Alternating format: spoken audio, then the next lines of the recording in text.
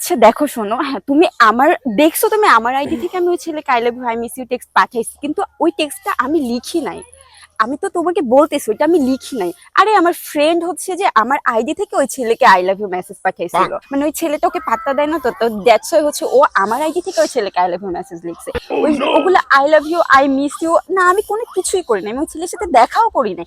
দেখা ও করছে, কিন্তু আমার আইডি থেকে কথা বলছিল। মানে তোমার কি বিশ্বাস হইতেছে না? আমি আমি ওকে ফোন দিতেছি, তুমি ওর থেকে শোনো ও লিখছে কিনা। হ্যাঁ হ্যাঁ আমি লিখছি।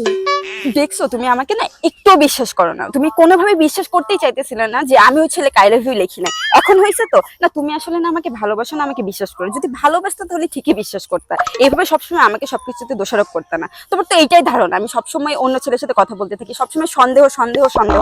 আমি না জাস্ট এই জিনিসগুলো নিতেই পারতেছি না, আমার কোনোভাবে তোমার সাথে কন্টিনিউ করা সম্ভব না। থ্যাংক গড আজকের মতো বাঁচাই দিছিস।